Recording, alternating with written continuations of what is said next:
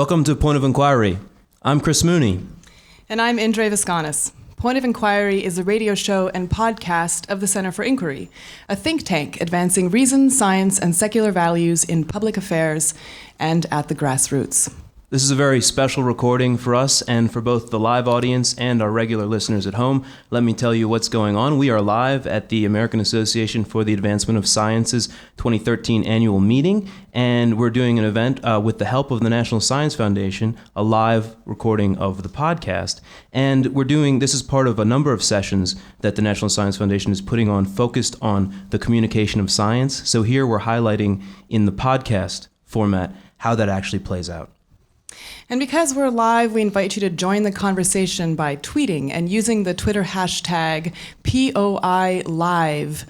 Chris and I will be getting select questions from that hashtag, from that Twitter stream, to ask our guests. And of course, anything is fair game, though if it's on topic, it's more likely to get chosen. And yes, indeed. Since the horrendous massacres that occurred in December in Newtown, Connecticut, gun control and the Second Amendment have been topics of the national conversation. At Point of Inquiry, we would be remiss if we didn't add our signature long-form interview style to the conversation. So we've decided to invite someone whose thesis is that, in fact, violence has declined over time, and we are living in what might be the most peaceful time in human existence. Steven Pinker is a professor of psychology at Harvard University. He's the author of 8 books, 2 of which were Pulitzer-prize finalists, and the books include How the Mind Works, The Language Instinct, The Blank Slate, and most recently, The Better Angels of Our Nature, Why Violence Has Declined. He is Time Magazine's one of Time Magazine's 100 most influential people, and one of Foreign Policy's 100 top global thinkers. Welcome to Point of Inquiry, Steven Pinker. Thank you. I wanted to start off by asking what inspired you to write a book about violence? It's a natural topic for anyone who's interested in human nature. The question, is our species innately violent and war-loving or innately peaceful and cooperative, goes back literally hundreds of years, maybe thousands. So it naturally falls under the category of psychology. In my particular case, it began with my books, How the Mind Works and The Blank Slate, where I advocated the idea that there is such a thing as human nature, some parts of which can be rather nasty, that we have urges like revenge and dominance that can erupt in violence.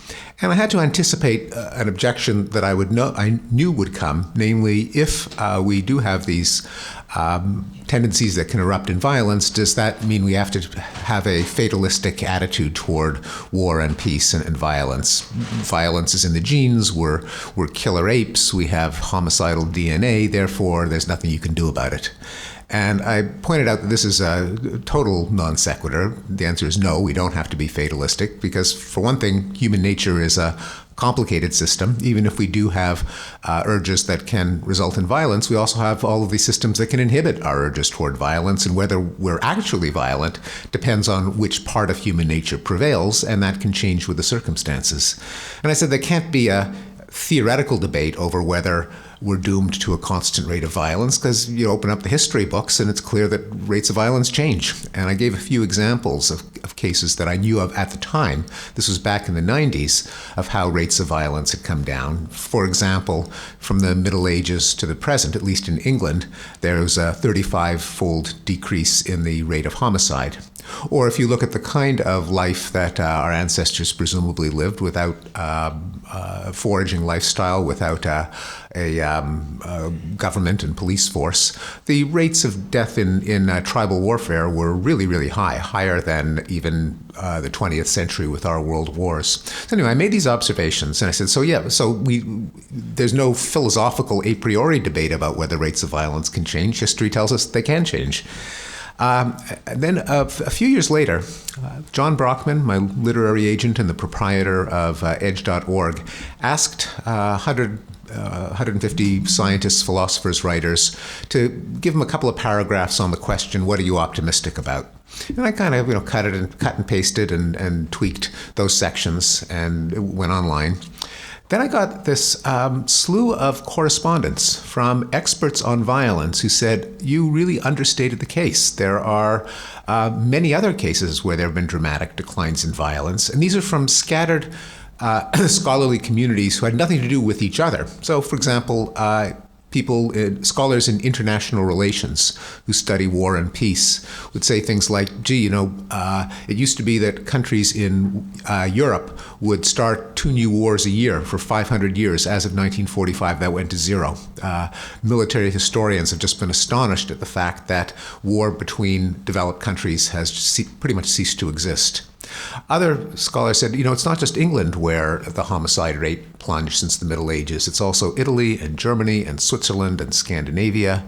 Then other people said, well, and it's not just war between rich countries. If you look at statistics on war worldwide, since 1990, they have been going down, down, down, and fewer people are killed in war than ever before. And then one of my colleagues in the psychology department said, well, you could have added that rates of child abuse, approval of spanking, domestic violence, all of them are down. And so I thought, geez, first of all, no one knows about these facts, and they're pretty important facts. As the arithmetic sign of trends of violence, positive or negative, kind of a basic fact about violence, and everyone thinks it's gone up and it's gone down. But then it also posed a kind of delicious challenge to a psychologist. 2 challenges, really. One of them is, why has there been so much violence in the past? And secondly, how is it that violence managed to come down? So those are the 2 psychological questions that got me going. So you paint, in a sense, in the past, we lived in a Game of Thrones world, if you will. Brutal violence, right? Horrific violence. So then, I guess just set you up. What is the causal reason for some kind of change? Yeah, I think there are a number of reasons. In part because there are a number of causes of violence, and neurobiologists and neuroethologists have long known that there's no such thing as aggression, because there are multiple systems in the brain that make organisms, including Homo sapiens, aggressive. And so you'd expect there to be multiple causes that would drive them down. I think the first and foremost is probably government, the Hobbes's theory of the Leviathan. If you've got a state with a monopoly on violence, they can penalize incentives for aggression and exploitation by imposing penalties that cancel out the gain. You rob a liquor store, you're likely to be thrown in jail. You think twice about robbing the liquor store. But that also makes everyone more peaceful, because not only are you disincentivized from committing aggression, but you know that your enemies are too. And so that has a reverberating effect. You no longer have to maintain a belligerent macho stance to deter your enemies, because the government's doing it for you. You no longer have to pursue vengeance after the fact at all costs, because again, you can outsource that to the government.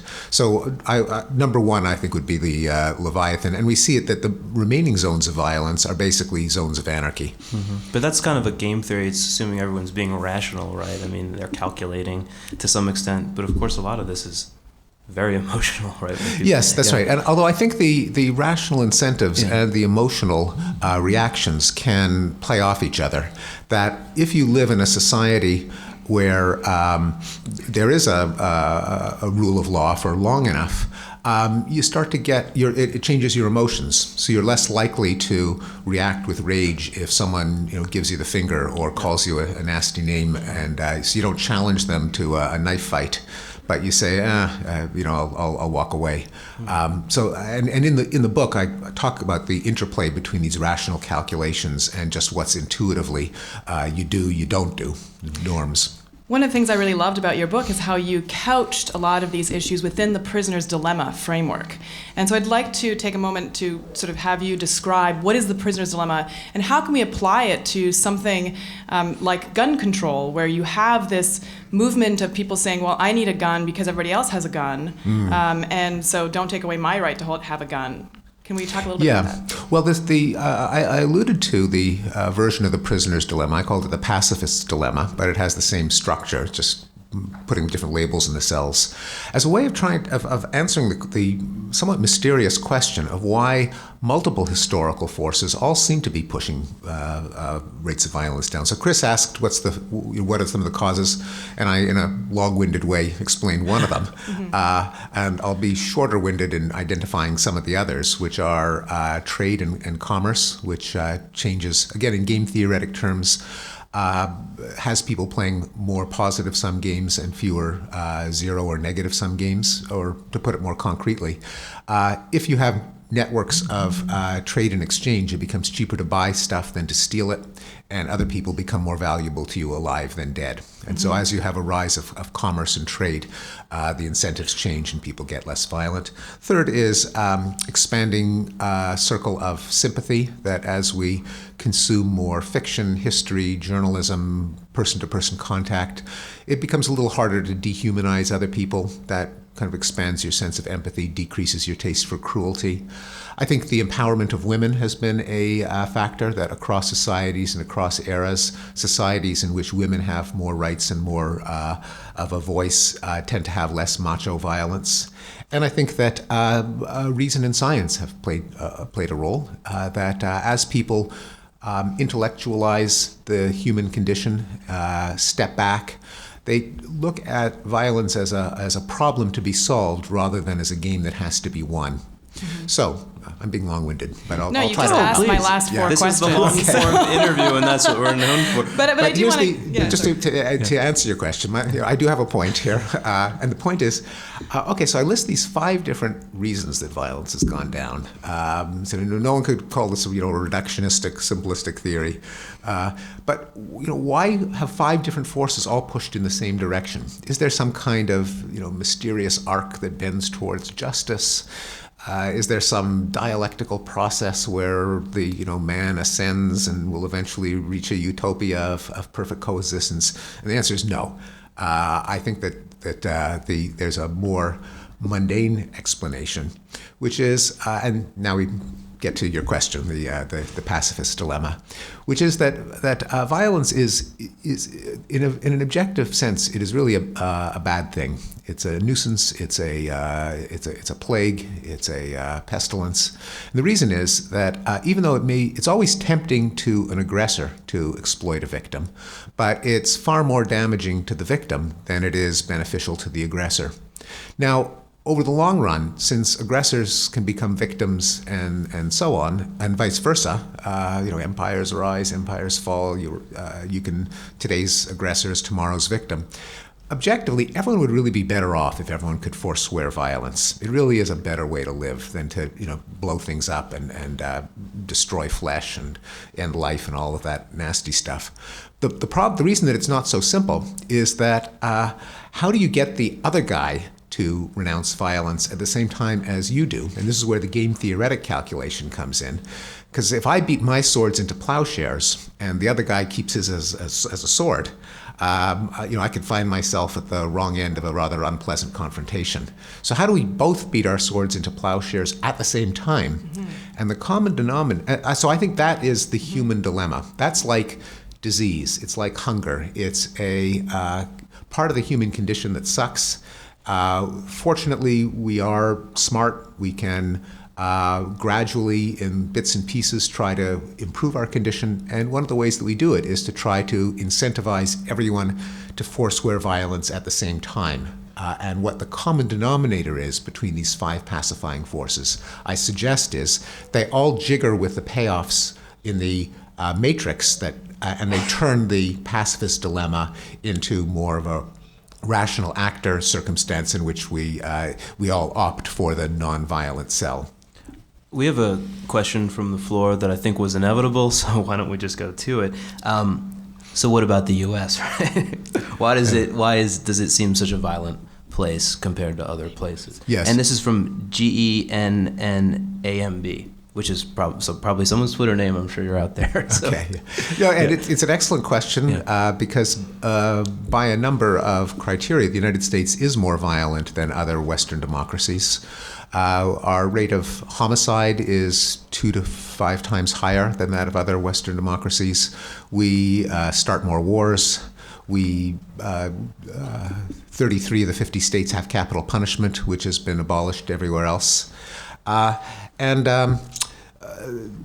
the answer goes back to settlement patterns in American history.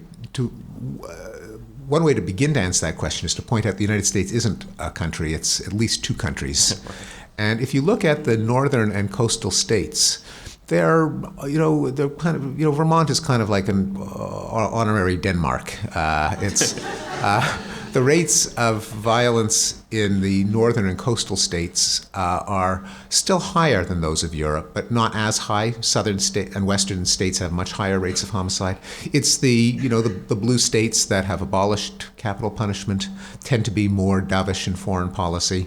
So in part, this is a question about the American South and West. And I think the simplest answer is that they lived in a condition of anarchy until fairly recently.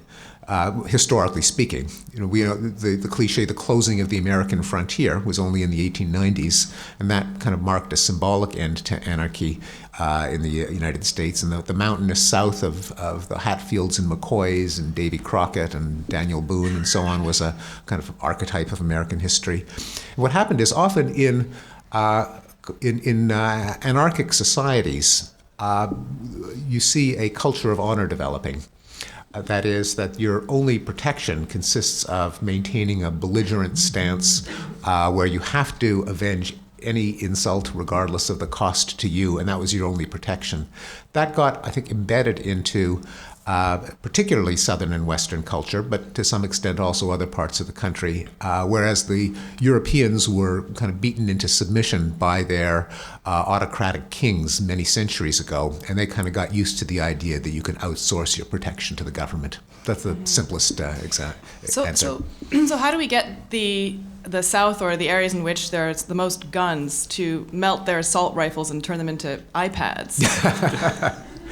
Yeah, I don't have an easy answer to that question, because as you point out, Andre, the guns are out there, and the gun lobby, having created the situation, now says, well, there's nothing we can do about it, and so let's make it even worse by having even more people have guns to defend themselves against all those people with guns. I'm by no means an expert on the statistics behind gun use and gun violence in the U.S., but some of the readings that I've done, I've noted that there are different ways of looking at these statistics. So, for example, if you look at the number of gun owners in the U.S. versus, say, Canada, the numbers are pretty equivalent. Yeah. But the number of guns per owner, there's a huge difference, right? No, that's a very important point. That's absolutely right. And moreover, consistent with your statistic is that the number of households with guns in the United States has gone down.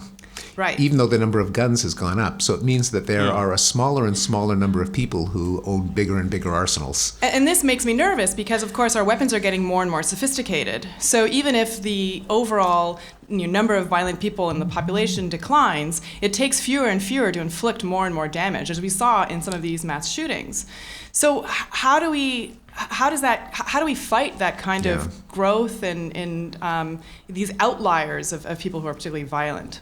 Well, I think guns themselves probably aren't the main place to look for an answer. Although there are a lot of common sense gun control measures that any sane person would have to agree should be implemented. But the U.S.-Europe difference is not just a difference in the availability of guns. So if you subtract out all the gun homicides in the United States and you just look at the homicides committed with ropes and candlesticks and daggers and so on, we still kill people at a higher rate. Even if you take out all the gun murders, we are more violent. And I don't want to endorse anything that the NRA says, but there is some truth to the idea that it really is people who kill people rather than guns that kill people. And so that's why I think the psychology and sociology of violence is probably more important than just the weaponry.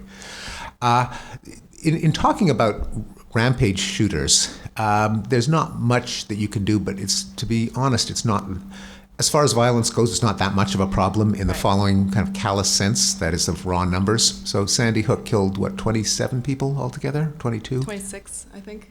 I don't know the exact number. Something like that. But, every day in the United States, 30 to 40 people get killed. And so after all that round-the-clock coverage of Sandy Hook, they didn't... The cable news networks didn't say, oh, and by the way, we've had another Sandy Hook and a half today. And then on Thursday, we've had another Sandy Hook and a half today again, and every single day since then. So there are two categories of violence that are peculiar in that they generate a massive amount of publicity, discussion, concern, and inflict relatively little damage. And one of them is rampage shootings, and the other is terrorism. And this is terrorism. The worst terrorist attack in history killed 2,800 people, 9/11. And in the United States, every year, 16,000 people are killed in homicides. But it's not a coincidence, because why do people blow themselves up? Why do people shoot up a school and then shoot themselves? Well, it's the only guaranteed way to get the world's attention. They know that, if you, as Adam Langford, who just wrote a book on suicide terrorism, points out, let's say you wanted to become famous, nationwide, worldwide. What could you do to guarantee yourself to become famous? Make a great scientific discovery? Forget that. Compete on American Idol. American Science Idol. American Science Idol. No, you want to become famous. There actually is one guaranteed way to become famous, and that is kill a lot of innocent people. Now, we've set up that incentive structure. It's hard to know how to reverse it. But that being there, people with a grievance, whether political in the case of terrorism or personal in the case of someone who has been dissed, insulted, we've created this opportunity for them to have their platform. Namely, they kill a bunch of people and we put them on page one. So, I've got sorry, I'll just quickly Plenty follow up from the floor, then. So putting that into the Pacifist Dilemma, is that an argument for not covering, the media not covering these mass shootings or these sort of large events? Or would that really never happen, given how much that sells? I think it is an argument for making news coverage and policy discussion more in line with the statistics.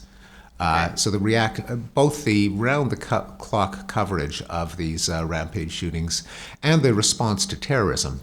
Our society was turned upside down. We started 2 foreign wars that we're still in as a response to terrorism. If you looked at the numbers, like what ought you to do if you're a government official in charge of your citizenry's safety? What should you do to maximize that safety? And the idea is turn your society upside down and start wars to reduce terrorism. It does not make a whole lot of sense. So a lot of questions and comments from the floor regarding, increase of women's rights and how that plays in here. And so I'll just read one of them from Kate G. Scott. Why do more rights for women mean less aggression in society? Yeah, no, excellent question. I mentioned there are several motives for violence, and I think there's some where there's not much of a sex difference. If you're the head of state, you're defending your country's interests in a game board of a lot of other hostile states. Any woman who is running a country is going to act in the interests of that country, and that's going to include waging war when that's the rational thing to do. But and that's the category of violence, of simply violence as a means to an end. And I don't expect a sex difference. But when it comes to kind of stupid macho violence, knife fights over a parking space, road rage, fights over a pool table, fights over national honor where nothing is at stake except national honor, campaigns of bloodthirsty conquest and insane wars of aggression, it looks like that's more of a guy thing. And also cross societies in non-state societies, there is anthropologists have documented a correlation that that the societies that are constantly raiding each other tend to be the societies where, to make it a little bit of an understatement, you don't have a whole lot of women's rights. And the societies where there is more egalitarianism, they tend to be less warlike. Now, it's hard to know what's cause and what's effect, but there is a correlation. So I think in terms, and you can even see this projected into modern societies where anyone who's worked in a mixed sex environment is familiar with women saying about their male colleagues, typical male behavior, namely pointless contests of what I call competitive distance urination. So there's that. There's a second factor pointed out by Malcolm Potts, a public health researcher in the UK, that when the chief battleground kind of ground zero in battles between the sexes is reproduction. The societies that control women control their reproduction by selling them off as brides, protecting their chastity, forcing them into to become kind of round-the-clock baby factories.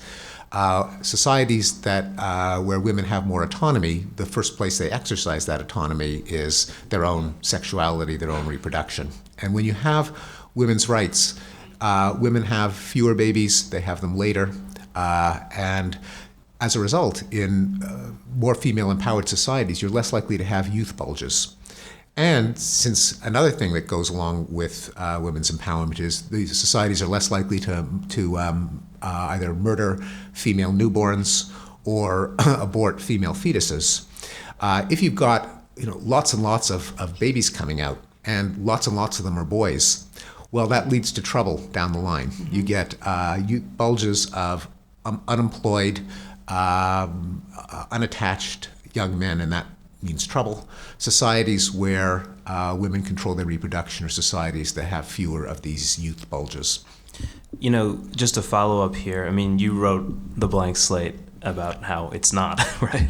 We're not blank slates, yes. Right. So this is sort of a case study. I mean, do you feel that when people talk about mass shootings or terrorist attacks, are we becoming willing to credit the fact that they are largely driven by men? Should we be more upfront about that? And should we biologize that and be frank about it?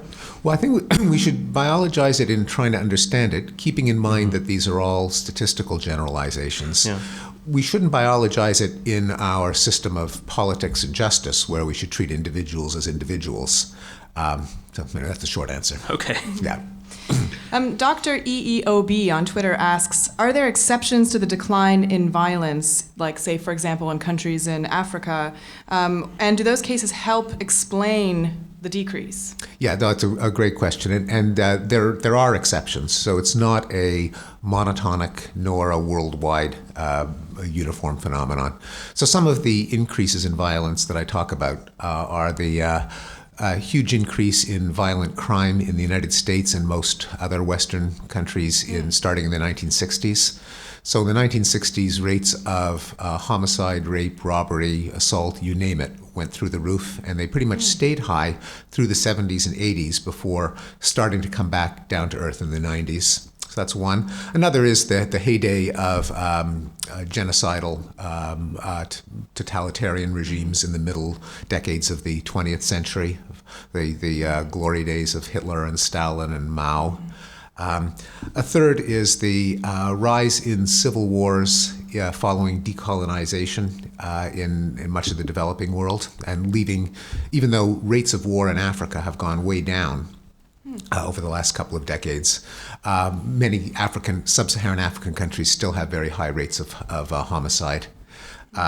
So I don't want to say that this is some mysterious force that just brought violence down monotonically everywhere.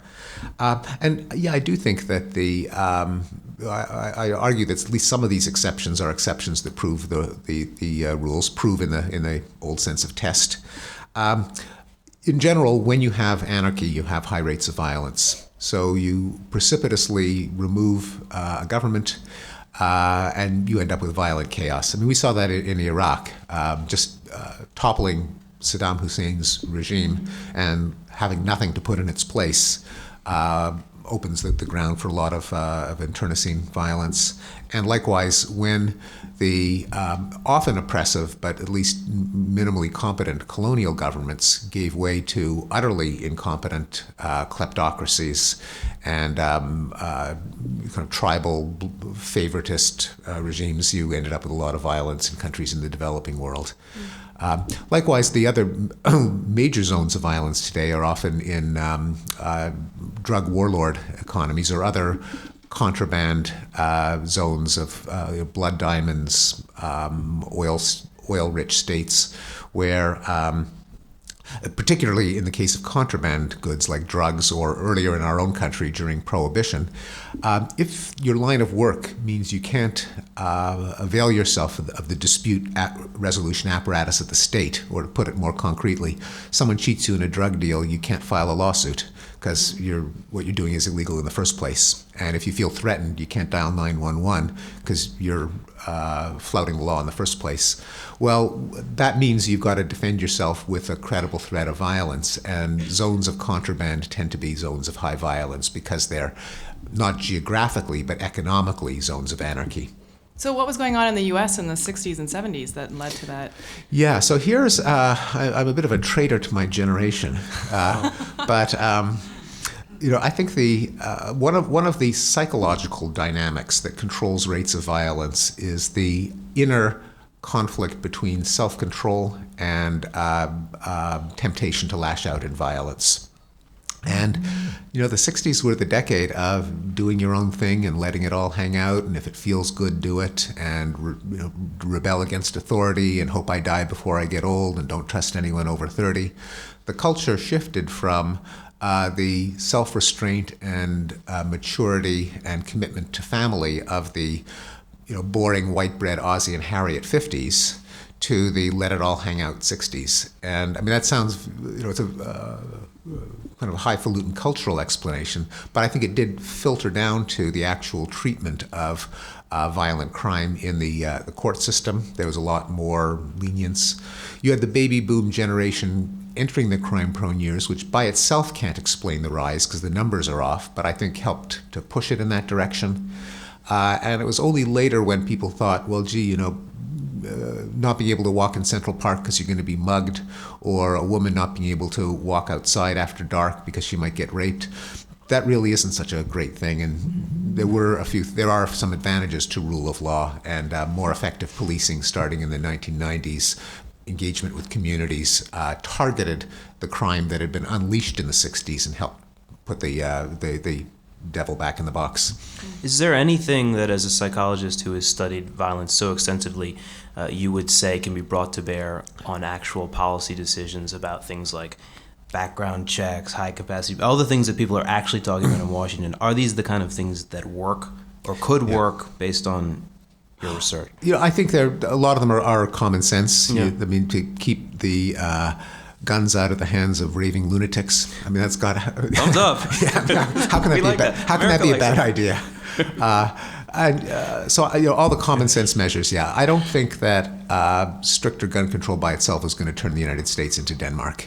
So I think it goes beyond that. I'm in favor of these measures, but I think it goes deeper.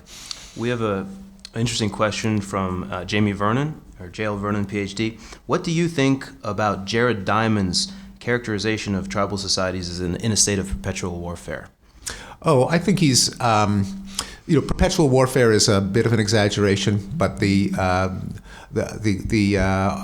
observation that the rates of death in warfare are very high is correct. And I have a chapter in the book where I go over every quantitative estimate that I could find from the ethnographic literature and also from the archaeological literature on rates of violence in non-state societies. And they span a range. They're not at war all the time. Some of them are more violent than others. But if you look at the average, it's high. And the thing is that, the reason it's an exaggeration is they might go to war every other year. But that's a lot, and and a lot of people die. So Diamond is right. And Napoleon Chagnon, another person who's been attacked for making such claims, also has the numbers on his side. So I just want to remind our listeners that Steven Pinker's latest book, The Better Angels of Our Nature, Why Violence Has Declined, is available through our website, pointofenquiry.org. And I'd like to circle back a little bit, pardon the pun, which will make sense in just a minute, to something that you mentioned at the very beginning when we started talking about the expanding circle as being one of the sort of pacifying forces. I was really intrigued by the idea that as we become more global and sort of the in-group, out-group distinction becomes messier because we are encountering people who are more diverse all the time, that violence is one of the reasons why violence might decline. And in particular, I was tickled, being a married person, to know that actually marriage can lead to decreases in violence. So let's talk a little bit about that. Yes, both of them are I think, profound drivers of violence. One of them is the expansion of the circle of sympathy. The Expanding Circle was the title of a book by Peter Singer, the philosopher, who, not coincidentally, is also the author of Animal Liberation. And it's part of the same logic, namely, once you extend sympathy to other sentient beings, say, well, I don't think it's such a good idea for me to kill my neighbor because I don't think it's such a good idea for my neighbor to kill me. And if I'm going to say to him, hey, don't hurt me, he has every right to say, okay, yeah, but don't hurt me. Now, once you start thinking that way, golden rule, categorical imperative, veil of ignorance, however you want to precisely frame it, there's a built-in inflationary arrow built into it. Namely, okay, you don't kill your neighbor, then why not extend that to the guy in the next village? Okay, you've done it to the guy in the next village, well, what about the whole tribe? Done it to the tribe, well, what about the nation? And then, the women will say, well, gee, how about us? And then people will point out, well, how about our kids? Is it really right to, beat the crap out of our kids when they misbehave? Kids are people too. And then, indeed, you get people like Singer saying, well, animals are sentient, they can suffer. They deserve to come into our circle of sympathy as well. By the way, Charles Darwin actually stated it 100 years before Peter Singer. He said there's just only an artificial barrier that restricts any expansion of consideration to members of your own tribe or village to all of the human race. And that is, I think, a very powerful idea that once it's loosed in public discourse, it does tend to carry us upward and outward and make it more and more indefensible to exploit other people just because we're us and they're not. I mean, that the argument, we can do it because we're us and they're not, kind of falls apart when you challenge it. And it's very hard to maintain that argument. And it makes me think that some of the social media that we engage in so much now, say Twitter, which actually puts a personality onto people from around the world. So, I connect with people on Facebook who are in Africa, whom I would never have a personal relationship with. But on Facebook, I see pictures of their kids, and I see pictures of their life. And on Twitter, I hear their witty, pithy remarks. And now they're part of, is that, do you think that some of these social media technologies might be pacifist in the end? I suspect over the long term they might be, simply because it's happened in the past. So one of the puzzles that I take up in the book is why in the second half of the 18th century the world made kind of a quantum leap in humanity. That was the era in which countries stopped disemboweling people for criticizing the king, where you stopped having public executions. The first movements to abolish slavery got traction. Debtors' prisons were abolished. They stopped burning heretics at the stake. Blood sports were abolished, like dogfighting. You had the first articulate statements of women's rights, of children's rights, of gay rights, back in the 18th century. Our own prohibition of cruel and unusual punishment in the Eighth Amendment to the Constitution occurred smack dab in the middle of this process. So what happened in the second half of the 18th century? Why did the world wake up and suddenly realize, hey, there might be something a wee bit wrong with slavery after all, even though we've been doing it for thousands of years? And I think the most plausible candidate is that the second half of the 18th century was the rise of affordable printed media and the rise of literacy. If you look at what happened before that era, I mean, you can't do experiments. So you do the next best thing, and you at least try to identify some exogenous putative cause that at least occurs prior in time to the putative effect. And the only one that I was able to find is there's a massive increase in correspondence. You had national, international post offices, the kind of the email and Twitter of the time. You had a huge increase in the economic efficiency of publishing books and pamphlets. You had an expansion of the press. It was much cheaper to travel from city to city. And these cosmopolitan forces back then, I think, led to increase in humanitarian sensibilities. I think you got a second wave of that in the 50s with the rise of television and electronic media. The Vietnam War was the first war to be brought into people's living rooms in real time, and it was the first war that had a substantial anti-war movement as it was progressing, which I suspect was not a coincidence. So for modern social media and the internet, can you credit them with the Arab Spring and the color revolutions?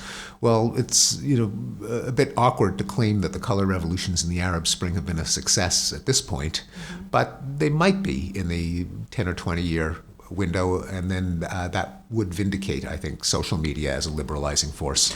Dr. Pinker, we only have time for one more question, but it's been a fascinating discussion. So following you on this show is a young man who won our America's Science Idol contest 2 days ago with a very cool funny talk, which we're going to see a clip of in a second.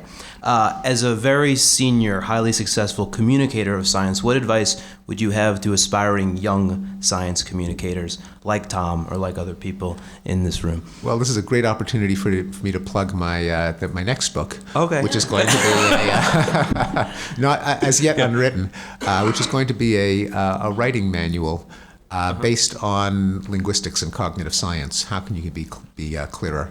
So I think the first and foremost is clearly to master some of the principles of communication, which include being vivid, being concrete, trying to avoid the curse of knowledge, namely the inability that we all have to imagine what it's like not to know what we do know, to kind of subtract knowledge and realize that there are intelligent people who are curious, who just haven't duplicated your particular educational trajectory. How do you work backwards and make the material fresh, intuitive, and concrete?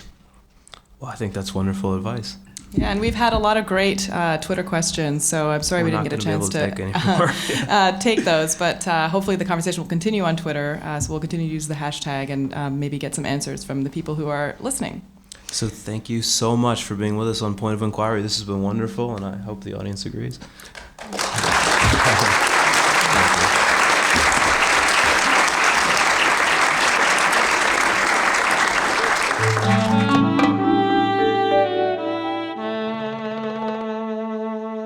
So, many of you already know that Tom Diliberto won America's Science Idol, and I'm going to show you a clip of part of the winning speech in 1 second. Let me just give you his bio, and Tom, do you want to come on join us up here? So he's born and raised in Long Island. He's been fascinated by the weather since he was a young child. He is currently a meteorologist at the Climate Prediction Center of NOAA, forecasting the weather for Africa, Central America, Hispaniola, and Central Asia, with a focus on weather hazards that could affect food security. He has a master's in meteorology from Stony Brook. In his spare time, I told them this before, he's a devoted foodie who is learning to make cheese, and when he's not in the kitchen, he loves to follow the Mets, the Giants, Knicks, and Islanders. So just watch a little bit of this. This was the winning talk. Weather forecasting, how hard can that be? Earth, isn't it beautiful? As meteorologists, we attempt to create a fake one of these, as similar as possible to the real one, and then model its changes out into the future. But the public really wants a forecast for an area smaller than this. Nope, smaller. Keep going.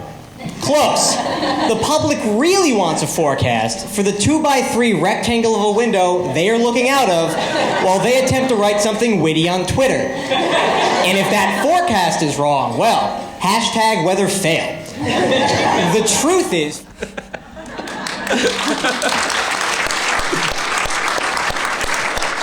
So how does it feel to be America's Science Idol? Now you're off to Hollywood. How does it feel? I'm still a little shell-shocked by the Hollywood part, but no, yeah, it's a great honor. I know everyone, I talked to all the other contestants, and they were also very smart and had really interesting topics, so I'm very proud. So we've just spent 45 minutes talking about the decline of violence, and we've done something extraordinarily cruel, which is to make you watch yourself on a screen. Our apologies for that, but is there something that you would have done differently now, having seen a bit or having gone through the experience? I probably would have slowed down a little bit and tried to enunciate words better.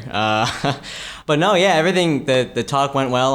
I'm more than surprised. I remembered everything I wanted to say, because at the time most people couldn't see it, but my knee was kind of vibrating in a rhythmic pattern the entire time I was talking. I was actually kind of glad they forced us into the corner here, so I could just stand around here and talk to the crowd. Well, as a judge, the competition was pretty stiff, I have to say, and what put you over the edge was the fact that you really mastered the clock. You got in your last point right before the buzzer went, and you seemed extremely calm about it. So I want to congratulate you on that and ask you about your strategy. Did you think about how you would pace your talk so that you could master the clock? I guess it's one good thing to have a little bit of OCD in me. I prepared that talk a lot. I gave it a ton of times, and for the most part, I was between 2 minutes and 45 seconds and about 2:55. And beforehand, I had made known that when I had seen the timer, I would know exactly where in the speech I should be. So if I was not at that point, I would know I'd have to either cut something and go a little bit faster. But no, yeah, the main thing I was trying to do with the talk was really make it a story. So I really wanted to have a beginning, middle, and end. And that was mainly the main strategy for that. And for those who weren't here, all the talks had to be 3 minutes. If they were over, a buzzer went off, and they were summarily told to cease and desist. So he definitely didn't have that happen to him. You had some tough competition. There was a rapper who you beat. There was a pretty hilarious talk about sex among insects and how this applies to humans. Very funny stuff. You won. So I would argue that you won, not you were entertaining, everybody saw, everybody's laughing, but you had a clear, succinct message, and everybody knew the takeaway, and it was even reduced to a hashtag, weather respect. Tell us, a little bit about how you pared down what you wanted to say. I feel like I'm not the only meteorologist ever who has had that talk in their head at some point in their life. But no, 3 minutes is a very short amount of time, and you really can't. You have to try, and it's a tight balance between getting specific and also understanding that you really can't get into specifics. So I really just try to focus on one individual theme, one individual message, and keep kind of reinforcing it. And a lot of the time, people are only going to take out certain sound bites. So I wanted to, as opposed to let them decide what the sound bites are, I wanted to create my own sound bites in my own talk, so I can somewhat control what the message would be at the very end. And I would argue that you actually support my theory that I tell a lot of my music students, that an amateur practices until he gets it right, but a professional practices until he can't get it wrong. And it sounds like that's what you did, and that's what got you the win. Which is also important to communication. We will be reprising the Science Idol competition. What would your advice to future competitors be? Be short and sweet. Don't try and do too much. Even I was thinking I was pushing the amount of slides I was showing, and you have to remember that not everybody in the crowd is going to know your field, and you have to A, make it interesting, and then B, make it understandable for a wide range of people who like math and people who are scared by math, which is, generally speaking, the public. And you actually showed equations. There was a whole slide of equations, and you didn't lose. Yeah, my secret was to not go too much into those equations as opposed to showing all these Greek symbols. But so, of course, here at AAAS, we are all about the actual message. So I want to just take a couple moments to ask you to tell the audience here and our listeners elsewhere, what is your message and what do you want to accomplish? Well, weather is one of those things where everyone has an opinion on it because it affects everybody every day, and it's something they can physically see or experience when they go outside. So with that said, everyone is somewhat of an improper expert, so to speak, on weather, and there's some misunderstanding about how complex and how difficult it is to forecast the weather. A lot of times forecasters have a couple of hands tied behind their back to make a forecast. In fact, the forecast that it's snowing outside pretty hard. And I know this forecast was quite difficult because a lot of the models that meteorologists use were kind of all over the place leading up to this storm. So how do forecasters then talk about that probabilistic risk to the public, where the public just wants to know if it's going to snow outside their window? So I was more just trying to get over that fact about it's difficult. Don't be so angry at us. We're trying our best.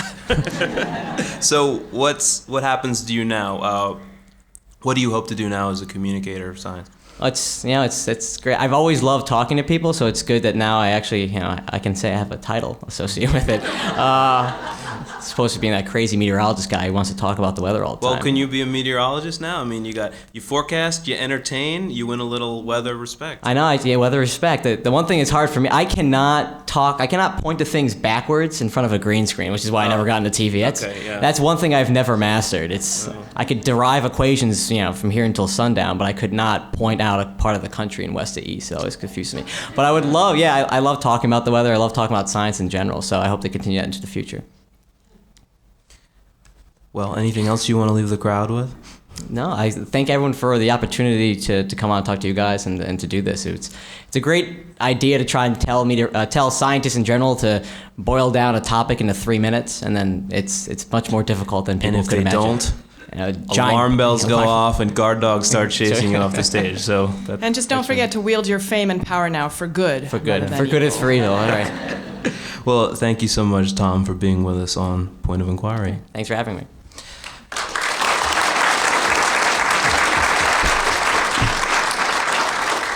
For those listening at home and for those here at the live show, I want to thank you for being with us and listening to Point of Inquiry. To join the discussion online about the show, once it goes up, please visit us at pointofinquiry.org. You can also send questions and comments to feedback@pointofinquiry.org. You can find us on Twitter @pointofinquiry and on Facebook @/Point of Inquiry. The views expressed on Point of Inquiry are not the views of the Center for Inquiry, not necessarily the views of the Center for Inquiry, nor its affiliated organizations. No one is responsible for what happened here today. Point of Inquiry is produced by Adam Isaac in Amherst, New York, but today he is in Boston. Thank you very much, Adam. Our music that you heard before is composed by Emmy Award-winning Michael Whalen. I'm your host, Chris Mooney. And I'm your other host, Indre Viscontis. Thank you.